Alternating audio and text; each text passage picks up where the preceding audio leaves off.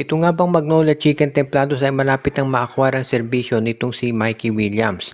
At baka daw ang maging kapalit nitong si Mikey Williams ay itong si Peter Alfaro at isang first round draft pick mula dito sa Converge Fiber Xers.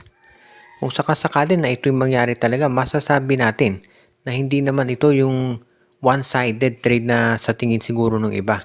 Kasi siguro sasabihin ng iba, bakit si Peter Alfaro lang ang magiging kapalit niya at isang draft pick? Well, sa totoo lang, medyo mababa naman yung trade value nitong si Mikey Williams ngayon. Kaya nga mukhang itong si Mikey, kung mapupunta yan dito sa Magnolia, sila ang magte-take ng risk dahil alam nga natin may reputation si Mikey na hindi naman talaga. Sabi nga nila ay tumatanggap ng mga tinatawag na mga offers at walang guarantee na ito'y maglalaro. Kaya nga mukhang bagay talaga itong trade na Alfaro for Mikey Williams plus first round draft pick. Kasi ito si Peter Alfaro at yung first round draft pick ng Magnolia, guaranteed yan na makukuha ng Converge Fiber Access, walang duda ron. Samantala naman itong Magnolia, walang guarantee na maglalaro sa kanila itong si Mikey Williams. So isa yan dun sa mga posible at nakikita natin na baka maging problema dito sa Magnolia. Kaya nga maraming naniniwala talaga na hindi basta-basta magkakaroon ng trade kung hindi papayag itong hotshots. Kaya nga yung ganitong klaseng sabihin nating transaction, kung ikaw naman ang Converge, dapat pumayag ka na dyan. Dahil at this point, kahit sino pang ibigay kapalit ni Mikey Williams, ay masasabi natin na parang bonus na yan.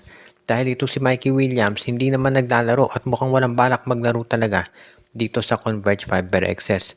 Kaya kung ikaw ang Barangay Ginebra, dapat tanggapin mo na itong pag-trade na to dito kay Mikey Williams. Kung ito'y matutuloy, masasabi natin na isa yan dito sa mga pupwede na sabihin nating magawa ng hotshots at masasabi nating balance trade naman iyan. Ang isa pa dito sa mga posible na pagbabago na mangyari sa PBA ay mukhang kinakailangan na talaga na maging balanse yung liga. Maraming nadismaya dito sa last na, well, sabihin natin yung last play date ng San Miguel ng PBA kung saan nanalo ang San Miguel ng 41 points kontra dito sa Titan Ultra. At ito namang Phoenix Fuel Masters tinambakan ng 31. Itong Terra Firma Jeep, syempre nakadidismaya yan para doon sa mga fans na nanonood, lalo na yung mga nagbayad ng ticket.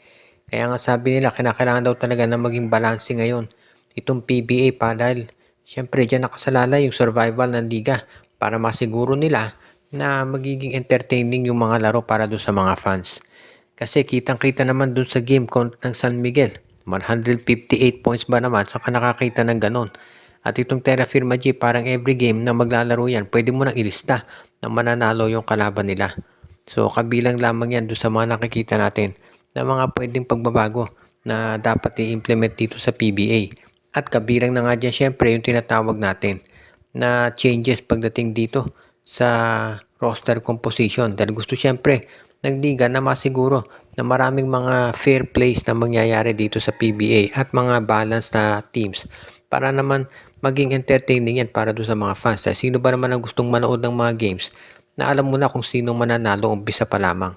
Kaya nga dito natin masasabi talaga na ito'y malaking challenge para dito sa PBA as a Board of Governors para masiguro na magiging balanse yung mga games at hindi na lamang paulit-ulit at hindi magiging predictable umpisa pa lang kung sino yung maglalaro.